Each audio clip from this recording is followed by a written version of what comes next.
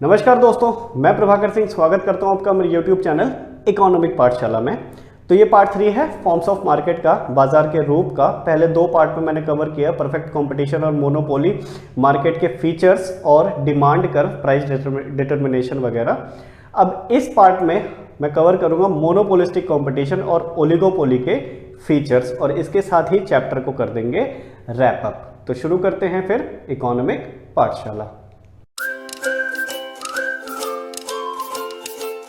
तो बाजार क्या था? जहां पर भी सेलर्स और बायर्स आपस में इंटरैक्ट करते हैं, क्रेता और विक्रेता आपस में बातचीत करते हैं, सौदा कर लेते हैं, खरीदारी कर लेते हैं, उस जगह को कहते हैं बाजार। हमने परफेक्ट कंपटीशन पढ़ लिया, हमने मोनोपोली पढ़ लिया। अब हम पढ़ेंगे मोनोपोलिस्टिक कंपटीशन और ओलिगोपोली। तो मोनोपोलिस्टिक कंपटीशन से ही शुरू करते हैं, एकाधिकारी प्रतियोगिता से। इसका अगर हम नाम ही देखें ना, एकाधिकारी प्रतियोगिता, इसमें एकाधिकार भी है और इसमें प्रतियोगिता भी है। तो ये वाला जो बाजार है ना, मोनोपोलिस्टिक कंपटीशन, ये इन दोनों का ही कॉम्बिनेशन है। कॉम्बिनेशन यानी कि संयोग है, इन दोनों के जोड़े को मिलाकर ही ये वाला बाजार तैयार हुआ है। क्या है, कैसे है, दोनों की क्या क्या विशेषताएं इसमें ली गई हैं, इस फीचर से, विशेषताओं से हम समझते हैं एक एक करके। तो large number of buyers and sellers, यानी कि बहुत ही ज्यादा मात्रा में खरीदने वाले और बेचने वाले पाए जाते हैं। परफेक्ट कंपटीशन मार्केट में भी सेलर और बायर्स बहुत ही ज्यादा मात्रा में पाए जाते थे, है ना। तो इसमें और उसमें क्या फर्क है? तो एक विशेषता तो यही वाली ली गई है कि बायर्स और सेलर्स है मैंने, लेकिन अलग कैसे है?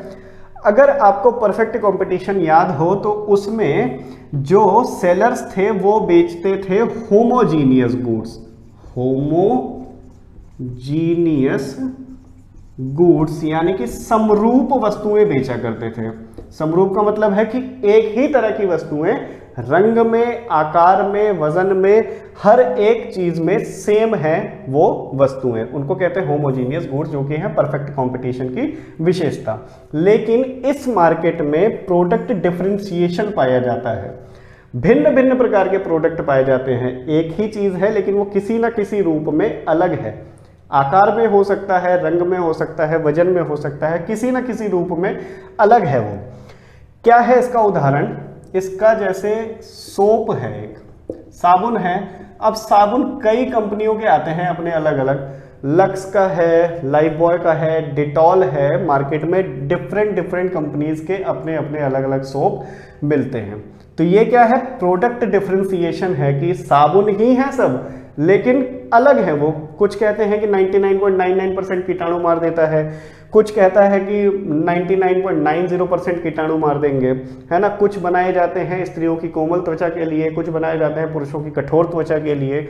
तो साबुन का ही काम है लेकिन अलग अलग है वो किसी न किसी रूप में। आटा मिलता है, चावल मिलता है, कुछ किसी कंपनी के हैं, कुछ किसी कंपनी के। तो इस तरह के चीज़ों को क्या कहते हैं? Product differentiation. और इस मार्केट का, मोनोपोलिस्टिक मार्केट का, यही सबसे बड़ा विशेषता है कि इस मार्केट में प्रोडक्ट डिफरेंशिएशन पाया जाता है।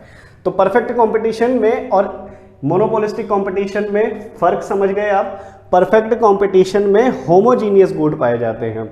इसका सबसे अच्छा उदाहरण है कि हमारे अगल बगल जितने भी दुकान वाले नजर आते हैं वो सभी क्या है? परफेक्ट कंपटीशन मार्केट के हैं। लेकिन हमारे अगल बगल साबुन की बहुत सारी कंपनियां नजर आती हैं, या फिर चावल की बहुत सारी, आटे की बहुत सारी कंपनियां नजर आती हैं। वो क्या है? मोनोपोलिस्टिक कंपटीशन का पार्ट है। ठीक है भैया। अब जब इस तरह की चीजें होंगी कि मैं भी साबुन बना रहा हूं, तू भी साबुन बना रहा है, खाली कंपनी का नाम अलग है, तो लोग मेरा प्रोडक्ट खरीदेंगे क्यों? तब खरीदेंगे जब मैं उनकी विशेषताएं भर भर के उनको बताऊंगा। मैं उनकी विशेषताएं भर भर के उनको बताऊंगा कि मेरा साबुन खरीद ले भाई, मैं 99.99% कीटाणु मार दूंगा। लाइफबॉय कहता है या फिर डिटॉल कहता है, जो भी कहता है, ठीक है। या फिर कोई और चावल की कंपनी आ गई, आटे की कंपनी आ गई, मेरे आटे की रोटियां बनाओगे तो ज़्यादा स्वादिष्ट होंगी। इस तरह के जब तक मैं लुभावनी चीज़ें उनको बताऊंगा नहीं, तब तक कोई भी कस्टमर मेरा प्रोडक्ट क्यों खरीदेगा? और उन लुभावनी चीज़ों को बताने के लिए मुझे पैसा खर्च करना पड़ेगा बहुत ज़्यादा। उस तरह की कॉस्ट को कहते हैं सेलिंग कॉस्ट, यानी कि वस्तुओं को विक्रय पर या उनको बेचने पर जो भी लागत लगाई जाती है उसको कहते हैं सेलिंग कॉस्ट। और ये सेलिंग कॉस्ट लगती कहाँ है? एडवर्टाइजमेंट किया जाता है भर भर के, टीवी में ऐड देखते हैं हम, यूट्यूब पे ऐड देख रहे हैं, रेडियो में ऐड देख रहे हैं, हर एक जगह एडवर्टाइजमेंट दिखाए जाते हैं, अपने प्रोडक्ट को अच्छा बताया जाता है। ठीक है, अच्छा बताने के लिए एक्टर एक्ट्रेसेस को यूज़ कर लेते हैं। ठीक है उनसे अपने प्रोडक्ट का भारी भरकम प्रचार करवाया जाता है। अब अमिताभ बच्चन जी आकर नवरत्न तेल का ऐड कर देते हैं, हमें लगता है कि नवरत्न तेल अमिताभ बच्चन जी लगा रहे हैं तो अच्छा ही होगा। ल्यूमिनस इन्वर्टर का सचिन तेंदुलकर ऐड कर देता है तो हमें लगता है ल्यूमिनस इन्वर्टर हमें खरीदना चाहिए। और इस तरह की चीज़ों का बहुत ज़्यादा फर्क पड़ता भी है, क्योंकि कई बार ऐसा होता है कि हम अच्छी चीज़ें इस संशय में छोड़ देते हैं कि हमने तो इसका नाम ही नहीं सुना, ऐड हमने देखा ही नहीं टीवी पर, तो हम क्यों खरीदें। तो इसीलिए ऐड पर बहुत ही ज़्यादा पैसा खर्च किया जाता है कि जब तक लोगों को नाम पता नहीं होगा तब तक हमारा प्रोडक्ट वो खरीदेंगे नहीं। या फिर स्कीम्स निकाली जाती हैं बहुत ही ज़्यादा डिस्ट्रीब्यूटर लेवल पर, रिटेलर के लेवल पर, कि आप दुकानदार को स्कीम दे दो कि आप मेरे अगर 100 साबुन बेचोगे तो मैं 100 साबुन आपको और फ्री में दे दूंगा। तो क्या हो गया, रिटेलर का 100 साबुन का ही पैसा दिया और 200 साबुन उसके पास पहुंच गए, और 200 साबुन कस्टमर को तो थोड़ी फ्री में दे देगा, कस्टमर को 200 साबुन का ही पैसा वो लेकर बेच रहा है। तो इस तरह की अलग अलग रिटेलर के लेवल पर या फिर कस्टमर के लेवल पर भी स्कीम निकाली जाती है। चाय पत्ती के साथ गिलास फ्री है, चाय पत्ती के साथ चम्मच फ्री है, 3 साबुन लोगे 1 साबुन फ्री है। इस तरह की स्कीम्स निकाली जाती हैं लुभावनी तरह की, ताकि लोग हमारा प्रोडक्ट खरीदे। तो सेलिंग कॉस्ट इसकी बहुत बड़ी विशेषता है। ये दोनों जो विशेषताएं हैं ये इसको अलग करती है परफेक्ट कंपटीशन से। अब आप ध्यान देना कि जो सोप या फिर साबुन का ही उदाहरण हम ले रहे हैं तो साबुन का ही ले लेते हैं। लक्स ने जो भी साबुन का डिजाइन बनाया हुआ है या जो भी कलर उसने डिसाइड किया हुआ है, उस कलर का, उस डिजाइन का साबुन लाइफबॉय नहीं बना सकता। ठीक है, लाइफबॉय नहीं बना सकता। तो लक्स का अपने फील्ड पर क्या है, एकाधिकार है। लक्स का अपने फील्ड पर क्या है, एकाधिकार है। तो इसीलिए इसमें एकाधिकार भी नजर आता है कि उस तरह का प्रोडक्ट जिस कंपनी ने भी बनाया है वो प्रोडक्ट वो कंपनी ही बना सकती है। ठीक है, तो इसीलिए एकाधिकार भी है इसमें और पूर्ण प्रतियोगिता भी है इसमें। तो इन दोनों का ही कॉम्बिनेशन बनाकर क्या बना है, मोनोपोलिस्टिक कंपटीशन बना है। तो और इसमें सबसे बड़ा फीचर क्या है इसका, प्रोडक्ट डिफरेंशिएशन और सेलिंग कॉस्ट बहुत ही ज़्यादा होती है। डिमांड कर्व कैसा रहेगा, डिमांड कर्व इसका नॉर्मल रहता है। नॉर्मल रहने का मतलब है कि नेगेटिव रहता है कि जब कीमत बढ़ जाएगी तो डिमांड कम हो जाती है, और जब कीमत कम हो जाती है तो डिमांड उसकी बढ़ जाती है। ये है normal demand curve. Demand curve इसका ऐसा रहता है। नॉन प्राइस कंपटीशन चलता है इसमें। नॉन प्राइस कंपटीशन का मतलब है, एक तो कंपटीशन होता है प्राइस को लेकर कि अगर हमें अपनी क्वांटिटी ज़्यादा बेचनी है अपने गुड की तो हम क्या करेंगे, अपनी वस्तु की कीमत कम कर देंगे, या फिर प्रॉफिट ज़्यादा कमाना है तो प्राइस उसका ज़्यादा कर देंगे। तो प्राइस के हिसाब से एक कंपटीशन चलता है। एक कंपटीशन होता है प्राइस से अलग, यानी कि प्राइस को नेग्लेक्ट कर दें, हम क्वालिटी पे दिमाग लगाते हैं। क्वालिटी पे दिमाग लगाते हैं कि हम अपने प्रोडक्ट की क्वालिटी अच्छी कर लेते हैं, प्राइस पे इतना ज़्यादा नहीं जाते हैं। और क्वालिटी अच्छी बनाने से ज़्यादा क्वालिटी अच्छी दिखाने पे दिमाग लगाया जाता है। वो किस में कवर होता है, सेलिंग कॉस्ट में। जैसे कि एडवर्टाइजमेंट आप देखते होंगे कि साबुन भर भर के ऐड करता है इस समय कोविड के जगत में, या फिर कोविड के जगत में सभी के सभी आजकल कोविड से रिलेटेड ही एडवर्टाइजमेंट दिखा रहे हैं। इम्यूनिटी बढ़ा देते हैं आपकी, है ना, ये सैनिटाइजर बहुत ही ज़्यादा कीटाणु मार देगा आपके, इस सैनिटाइजर का प्रभाव ज़्यादा देर तक रहेगा। तो इस तरह की क्वालिटी अपनी बनाई जाती है और उसको दिखाई भी जाती है। इस तरह के कंपटीशन को कहते हैं नॉन प्राइस कंपटीशन। और ये एक फर्म नहीं, जितनी भी फर्में हैं उस प्रोडक्ट से रिलेटेड वो सभी की सभी इसी तरह के एडवर्टाइजमेंट अपने दिखाती हैं। क्योंकि बताया ना मैंने कि जब तक एडवर्टाइजमेंट नहीं होगा तब तक प्रोडक्ट के बारे में किसी को पता नहीं चलेगा। नॉर्मल सबको साबुन ही यूज़ करना है, अब ये वाला भी यूज़ कर सकता है, वो वाला भी यूज़ कर सकता है, लेकिन इस तरह की क्वालिटी दिखाई जाती है कि हमारा प्रोडक्ट बेहतर है इसमें, तो आप हमारा ही प्रोडक्ट खरीदिए। तो इसको कहते हैं non price competition. Freedom of entry and exit, कभी भी कोई भी फर्म आ सकती है मार्केट में और कभी भी कोई भी फर्म जा सकती है मार्केट से, इसको कहते हैं freedom of entry and exit. किसी भी तरह का कोई लाइसेंस नहीं लेना है, कोई प्रतिबंध नहीं है सरकार की तरफ से या फिर किसी की भी तरफ से, कभी भी आओ कभी भी जाओ, स्वागत किया जाता है उनका। लैक ऑफ परफेक्ट मोबिलिटी, अब क्योंकि फर्म्स इतनी बड़ी बड़ी रहती हैं मार्केट में, है ना, तो इस वजह से मोबिलिटी बहुत ही कम इसमें रहती है इस तरह के बाजार में। तो ये था मोनोपोलिस्टिक कंपटीशन की फीचर्स। इसका क्या है सार, निष्कर्ष क्या है इसका, कि ये एक तो इन दोनों मार्केट का यानी कि परफेक्ट कंपटीशन और मोनोपोली मार्केट का कॉम्बिनेशन है।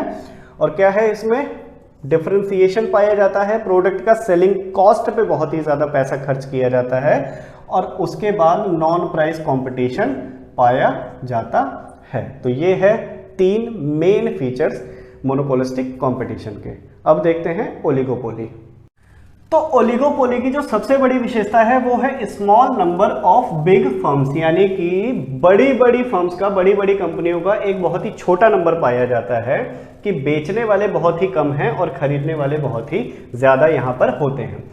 कैसा है इसका सबसे अच्छा उदाहरण है मोबाइल नेटवर्क की कंपनियां या फिर मोबाइल फोन्स की कंपनियां, ओप्पो, वीवो या फिर एमआई, सैमसंग, इनको उंगलियों पर गिना जा सकता है। या फिर मोबाइल नेटवर्क की कंपनियां एयरटेल, जियो, वोडाफोन आइडिया, अब तो सिर्फ 3 ही बची हैं। तो ये क्या है, बहुत बड़ी बड़ी फर्म्स हैं, उनका बहुत ही छोटा नंबर पाया जाता है। इस तरह के बाजार को कहते हैं ओलिगोपोली। नेक्स्ट है कि हाई नंबर ऑफ इंटरडिपेंडेंस पाया जाता है, यानी कि एक दूसरे के ऊपर निर्भरता बहुत ही ज्यादा पाई जाती है। अब जैसे एयरटेल या फिर जियो या फिर वोडाफोन का ही उदाहरण ले, तो इन तीनों कंपनीज को एक दूसरे के ऊपर निर्भर रहना पड़ता है। इनके जो टैरिफ्स हैं, प्लान्स हैं, वो दूसरी कंपनी के आधार पर ही तय करने पड़ते हैं, क्योंकि इन्हें अगर पता है कि अगर हमने ज़रा सा भी बढ़ाया या फिर घटाया तो कस्टमर उधर शिफ्ट हो जाएगा। जियो अगर सस्ता प्लान दे रहा है तो कस्टमर उधर चला जाएगा। तो इस तरह की इंटरडिपेंडेंस एक दूसरे के ऊपर बनी रहती है इस बाजार में। सेलिंग कॉस्ट इस बाजार में भी बहुत ही ज़्यादा है। अपने प्रोडक्ट को अच्छा बताने के लिए बहुत सारा पैसा खर्च किया जाता है, उसको बिकवाने के लिए एक्टर एक्ट्रेसेस से ऐड करा के या फिर डिस्ट्रीब्यूटर को, रिटेलर्स को अलग अलग तरह की स्कीम्स देकर, कस्टमर को स्कीम देकर क्या किया जाता है, अपने तरफ अट्रैक्ट किया जाता है। जैसे मोबाइल फ़ोन खरीदने जाओ तो उसमें अलग तरह की स्कीम मिलती है, इस क्रेडिट कार्ड से इतना डिस्काउंट मिलेगा, इतना डिस्काउंट मिलेगा, वगैरह वगैरह। तो ये क्या है, एक तरह की सेलिंग कॉस्ट इस बाजार में भी बहुत ही ज़्यादा पाई जाती है। डिमांड कर्व डिटरमाइन कर पाना, यानी कि निर्धारित कर पाना बहुत ही मुश्किल काम है इस बाजार में। हो सकता है कि प्राइस चेंज करने पर इन्फिनिटी चेंज हो जाए डिमांड में, या फिर हो सकता है कि प्राइस चेंज करने पर कुछ भी चेंज ना हो कभी कभी डिमांड में। जैसे जियो जब मार्केट में आया था, उसका आगमन हुआ था, तो उसने डेटा फ्री में बांटना शुरू किया, तो कस्टमर क्या हो गए, वहां शिफ्ट हो गए, उसकी डिमांड में बहुत भारी परिवर्तन आ गया। एयरटेल, वोडाफोन और जितनी भी कंपनियां थी उनकी डिमांड में बहुत ही ज़्यादा कमी आ गई। लेकिन कभी कभी इस तरह की संभावना होती है कि किसी क्षेत्र में सिर्फ एयरटेल का ही नेटवर्क आ रहा है, इस क्षेत्र में सिर्फ एयरटेल का ही नेटवर्क आ रहा है, तो कस्टमर यहां से जियो में या फिर वोडाफोन में क्यों शिफ्ट होगा, क्योंकि और किसी कंपनी में अगर वो जाता भी है तो नेटवर्क ही नहीं मिलेगा। तो इस सिचुएशन में भी डिमांड क्या हुई, नहीं चेंज हुई। तो यहाँ पर इस बाजार में ये डिटरमाइन कर पाना, निर्धारण कर पाना कि डिमांड कर्व किस तरफ जाएगा, ऊंट किस करवट बैठेगा, ये निर्धारित कर पाना बहुत ही मुश्किल काम होता है। कार्टल्स का फॉर्मेशन हो सकता है इसमें, यानी कि कार्टल्स बन सकते हैं, गुट बन सकते हैं। अब इस तरह की पूरी संभावना हो सकती है कि एक क्षेत्र है, दूसरा क्षेत्र है, इस क्षेत्र में जियो कहे कि एयरटेल तुम अपना नेटवर्क खराब कर दो, मेरा नेटवर्क अच्छा कर दो, और दूसरे क्षेत्र में मैं अपना नेटवर्क खराब कर देता हूं, तुम अपना नेटवर्क अच्छा कर लेना। तो इससे क्या होगा, दोनों का काम चल जाएगा। एक क्षेत्र में मेरे कस्टमर्स हैं, दूसरे क्षेत्र में तुम्हारे कस्टमर्स कहीं भी नहीं जाएंगे। तो इस तरह की पूरी संभावना हो सकती है। मैं ये सत्य नहीं बता रहा हूँ कि इस तरह का होता होगा, पर कार्टल्स बन सकते हैं कि बिजनेस बराबर चलाने के लिए इस तरह के कुछ भी साठगांठ कर लें कुछ भी बंदे। अब इस तरह की जब सांठगांठ होगी, कुछ ही फर्म्स रहेंगी, तो वहां पर बैरियर्स रहेंगे एंट्री पर, नई फर्म्स की एंट्री पर बैरियर्स रहेंगे, है ना।